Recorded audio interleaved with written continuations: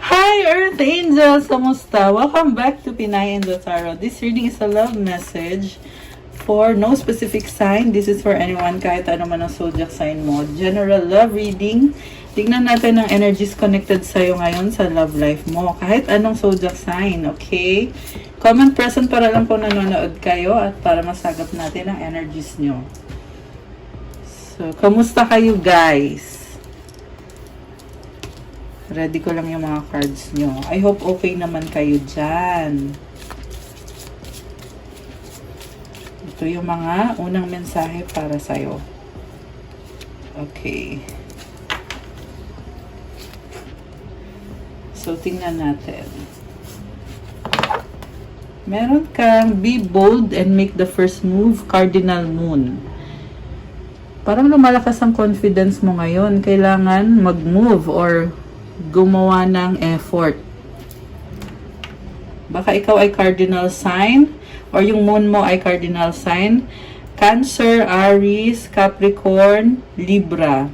Ayan. Or kung hindi man, ang energy mo dito is very confident. Malakas yung loob mo. Which is positive energy yon. Next card mo, the more energy and intention I bring to my faith, the more fearless and free I am. Oh, this is about intention and faith. Mukhang malakas kang mag-manifest at may freedom ka. So, kung ano man ang gusto mong mangyari sa buhay mo, mukhang talagang makukuha mo yan. Okay, lalo na kapag malakas ang faith mo. Next card, there is nothing sexier than my authentic truth. Oh my gosh.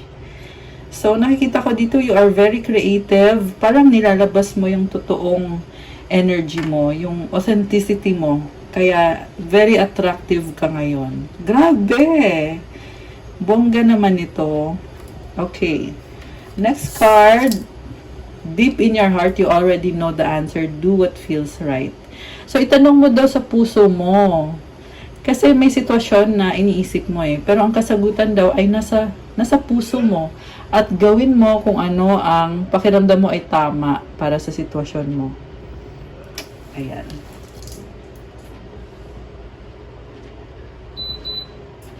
Okay, tingnan natin from the tarot. Ano ang mga energies connected sa ating viewers ngayon? At ano ang paparating sa love life mo?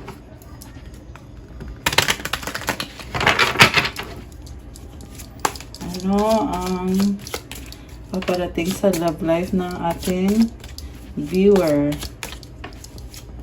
Okay, ito na. So, ang unang card mo, oh, wow, Emperor. Lakas ng confidence mo, ah. May sistema ka. Si Emperor is also someone na talagang nagtitake ng action. Parang kanina yung be bold and make the first move na card.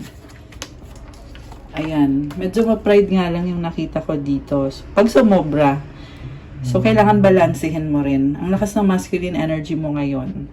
You can create and you have the freedom para gawin kung ano ang sa tingin mo ay kailangan mong gawin para sa sitwasyon na yan. Okay. Next card. Okay. 5 of Cups. Oh my gosh! The Empress, guys. Yung iba sa inyo ay merong kadil na twin flame connection. So, una nang lumabas si Emperor, andito ngayon si Empress. Possible din to na nagkakaroon na ng balance yung masculine and feminine energies mo. Nagkaroon ng missed opportunity dito na kinakalungkot mo at gusto mong baguhin. Medyo nadadala ka ng emosyon. Ayan ang sabi dito. 4 of Swords, Knight of Cups. Pinapahinga mo yung isip mo, pero may mga pangangailangan ka eh. Gusto mo magkaroon ng mga kasagutan sa sitwasyon mo, pero on the process of healing ka, kaya mukhang pinipili mo munang mag-isa, or pinipili mong i-heal yung sarili mo para mag-recover ka. At, medyo umiiwas ka. Bottom of the deck is 5 of Pentacles. Nadadown ka. Oh my gosh. The Fool. Sobra kang nadadown. Pero alam mo, itong feeling ng pagiging down,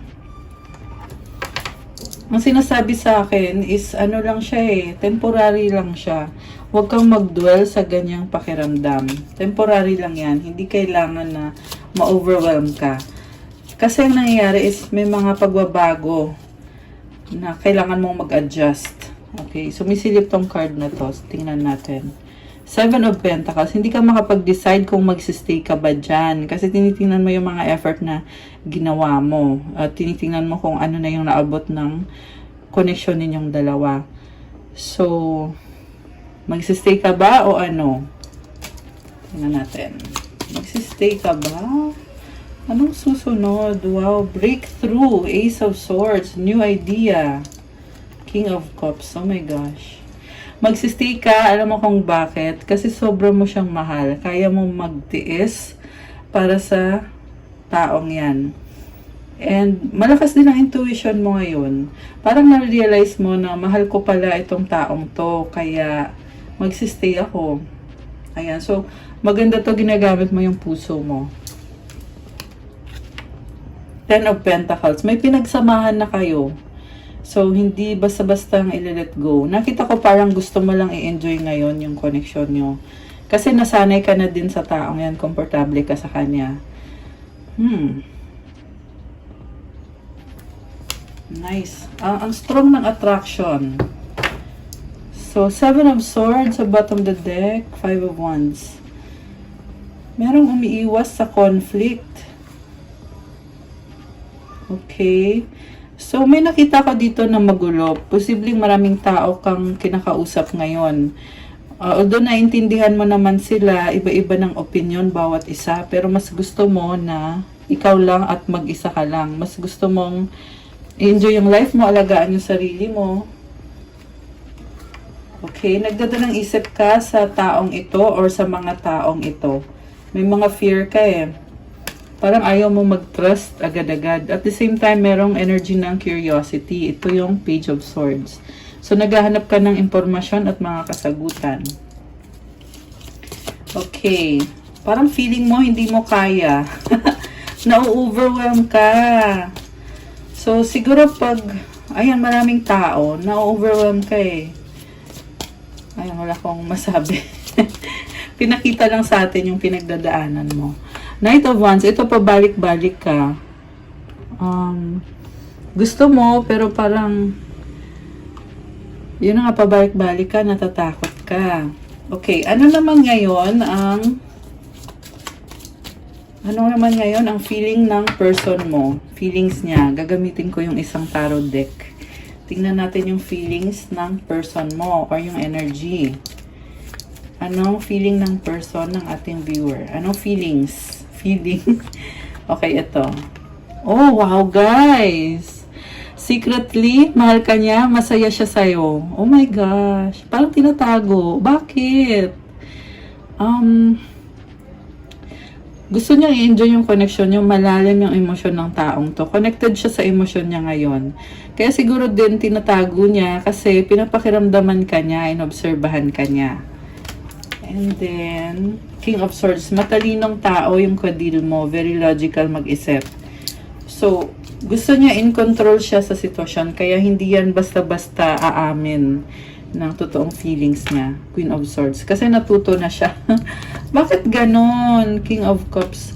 Parang meron siyang ex na dati siyang sinaktan, no? Or baka ikaw din yung dati mo siyang sinaktan, kaya ngayon, isip niya, wag na nga lang, hindi ko na lang sasabihin yung gusto kong sabihin. Ayun, may dumaan na sasakyan. Padaanin natin siya. Ayan. Para sabi niya dito, titiisin ko na lang yung mga gusto kong sabihin kasi baka mamaya i-reject ako nito, masaktan pa ako. So, ayun yung katotohanan, guys. Gusto kang lapitan, pero pinipili na lang niya, manahimik na lang. Parang sinasabi niya sa sarili niya, wag na nga lang, baka mapahiya pa ako dito. Ayan. Oh, ito Gusto niya, pero natatakot siya. Actually, pareho lang kayo. Kanina lumabas din yan na may ganun ka din pakiramdam na gusto mo, pero takot ka, baka mapahiya ka. Kasi may pride. May pride Pero alam mo, kahit may pride, lalo na sa part mo, may pride. Pero siya, Mas more on, nararamdaman niya is yung love. Oh, Knight of Swords. May mabilis na energy dito. So, ano tong mabilis na energy? Oh my gosh, the Empress. So, possible na magkakaroon ng connection ulit. Mag-uusap ba kayo? Magkikita ba kayo? Si Empress is someone na there is abundance and fertility. Oh wow guys, may bagong offer. Yung person mo may bagong offer committed sa'yo. Queen of Wands. Okay, so anong outcome dito? Hindi, tingnan muna natin. Ano yung bagong offer niya sa'yo? Anong bagong offer ng person mo? 8 of Swords. Oh my gosh, nakakaloka. Alam mo, hindi siya makagalaw. Di ba may bagong offer? Pero ngayon iniisip niya, may sistema siya eh. So iniisip niya, pag ginawa ko to, ganito yung mangyayari. Malakas ang intuition nitong person na to. Nag-a-adjust siya sa'yo eh. Binabago niya yung sarili niya para maging okay kayo at maging masaya kayo. Very flexible person.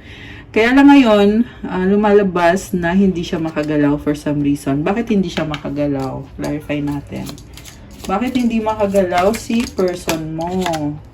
Ace of Cups. Kasi bagong simula. Wow. Ayun naman pala eh. Parang natatakot siya na magsimula ulit. At the same time, sinasabi niya dito, tanggap ka niya. So siguro natatakot siyang aminin na nilunok niya yung pride niya para sa'yo. Ayan. Oh my gosh, nakakaloka. Bakit ayaw aminin? Okay, tingnan natin. Oh, medyo ma-pride. King of Wands. There's attraction. So, may peace offering. Ayan, oh, may kulay white na dove. Ayan. Kaso nga lang, guys, may pride siya eh. So, oh, tanggap ka niya pero natuto na siya. Yun yung kasagutan dito. Okay naman sa kanya na magkaiba kayo. Kaso lang may ugali talaga siya na parang sinasabi niya dito, wag na nga lang. Parang may ganon. Medyo matampuhin, medyo madrama itong taong kadil mo. Okay, anong outcome? So, 4 of Cups and the Magician sa bottom of the deck. Merong offer na ayaw tanggapin, nalilito. So, nasasayang yung opportunity pag ganon. So, take note na roles can be reversed. Posibleng ikaw din yon na nakikita mo yung opportunity pero ayaw mong tanggapin or ayaw mong parang ayaw magpakumbaba. Ayan, pataasan ng pride. Ayan, nakakaloka. Okay, anong outcome? Anong outcome? Tingnan natin. Ace of Pentacles, Knight of Swords, King of Swords, Page of Pentacles. Merong magsusorry, biglaan at mabilis. Kung hindi man sorry to, baka magha-hi. Hi, hello, kamusta ka? Parang ganun lang. Parang simple lang. Pero pahiwatig na yon na andito pa rin ako, nagkikare pa rin ako. Kasi kaya ko pang magparamdam or mag-effort kahit papano. So, good enough. 'Di ba? Buti na lang din yon na may ganun. Kaysa naman wala na talaga. Ibig sabihin talagang gusto niya ipakita na pinapahalagahan ka niya kahit papano. So, mabilis yan, biglaan. So, baka magulat ka na, uy, ba't biglang nag-message to? Wala naman kaming usapan. May ganong feeling eh. So, anong mga energies ang connected sa inyo? Or mga mensahe gustong sabihin ng person mo? Mga mensaheng gustong sabihin ng person mo. Ikaw lang loyal. Okay. You're special! Akin ka lang, possessive. Oh my gosh. Ang intense naman. Ikaw lang, loyal, you're special. Akin ka lang, possessive. Napaka-intense ng person mo. Okay, meron pa ba? Ito meron pa. Secret feelings, love you so much. O, diba? Sabi sa'yo eh, tinatago-tago. Para namang hindi halata. Mukhang alam mo naman eh, na mahal ka ng taong yan at tinatago niya. Oh, ayan, dahil sa takot, kaya sinisikreto yung feelings niya. The one! Grabe. Lumabas to sa reading. The one. Ikaw na yung the one niya. Or siya yung the one mo. Hinahanap ko pa yung isang tarot deck. Isang oracle deck. Kasi kukuha ko kayo ng sagot sa wish. So, isipin nyo na ngayon kung ano magiging wish nyo. So, ito naman, para naman to sa mga soulmate at twin flame. Okay. Anong mga mensahe na gustong sabihin sa'yo ng soulmate or twin flame mo? Tingnan natin. I will do everything I can.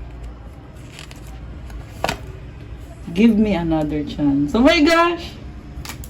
Ano pa? I cry at night. Oh my gosh! I need more time. I want a fresh start. Oh my gosh! Grabe! Okay. Meron pa ba? Meron pa bang mensahe ang twin flame or soulmate? Oh my gosh! Love me. Okay. Meron pa ba? Ito, meron pa. I have so much things running in my head. And I'm tired fighting this battle. Oh my gosh, guys. Last one, I hate you. Oh my gosh. So, merong battle talaga, no? Parang may tampuhan, may naiinis. Ayan. Meron pa ba? We have to unite. Ayan. Mag-unite na daw yung mga nagkakainisan, nagkakaasaran. You are my peace. Kayo lang din naman ang magbibigay ng peace sa isa't isa. Pag nag-unite na kayo. Sa bottom of the deck, let's forget the past. Grabe. Nakakaloka. Okay. Anong advice para sa mga viewers natin? Anong advice? Anong advice?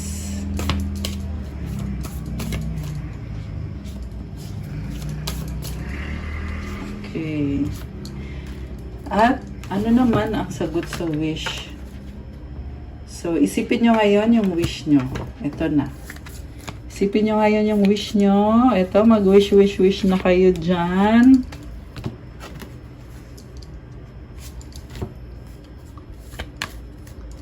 Wish, and wish. Okay.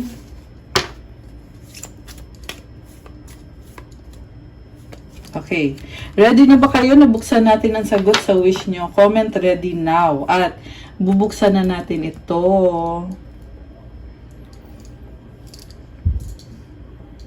Sige, bubuksan ko na. Ang sagot sa wish mo ay... Okay, anong kasagutan? Yes! Oh my gosh! It's a yes! At kung kailan mangyayari ang wish mo ay... Within the next few months. Congrats! At ang advice para sa iyo ay remain positive. I love it! Ayan, i-heart nyo na to. Heart na dyan yung mga resonate dito. Yung mga gusto mag-claim, comment, claim. Claim, claim, claim. Claim nyo na yan, guys. Claim nyo na yan. Nag-yes na. So, expect within the next few months, meron kang magiging blessing. Basta, tandaan na remain positive. So, i-keep mo yung positivity na yan. I love it. Claim, claim, claim na yarn. Ayan. Ang advice sa'yo, confidence. Divine confidence is completely different from the bravado of the ego. You make space for something larger to take hold. Please fill me with your confidence, O love. Grant me courage I never knew I had. I love it. So, yung confidence daw, magkaiba daw yan sa ego. And, yung confidence is, hindi mo kailangan madaliin ng mga bagay-bagay. Kasi, ang gusto mong mangyari is something big. Malaki ang pangarap mo. So, hilingin mo daw kay God na ibigay sa'yo yung confidence na yan. At ibigay sa'yo yung courage na hindi mo inakala na meron ka nung courage na yon. Ayan. Ang ganda naman ng advice card mo ngayon. And ang ganda ng colors. May mga pink roses. Ayan. Mukhang nagbo-bloom ka ngayon. Parang yung roses na yan. I love it. Okay, guys. That's all sa ating love message for today. Thank you for watching. I-like nyo na tong video na to. Kailangan ko yung mga likes. Comment kung nag-resonate ba or kung ilang percent nag-resonate, kung 100%, 50%, or kahit 10%. I-comment nyo na lang din. And pag nag-resonate kayo at kailangan nyo ng more information, you can book a private reading. Tingnan nyo na lang po sa description box ko. You can message me sa Facebook or sa Viber or sa WhatsApp para mas mabilis. Check out my Instagram if you want to start your crystals journey. May mga iba-ibang crystals na infused with powerful mantras and special prayers to enhance the energy of the crystals. Siyempre, yung mga bestseller ay yung pang-attract ng love, pampatanggal ng stress, pampakalma, and pang-attract ng money, wealth, prosperity, abundance, self-confidence, for negotiation. Meron din tayong for opening, lahat yan for opening of your chakras. At mental clarity, focus, manifestation, at marami pang iba. Thank you, Earth Angels! Have a good day. God bless you. Stay safe. I'll see you again soon. Love you guys. Thank you, and good night. Bye!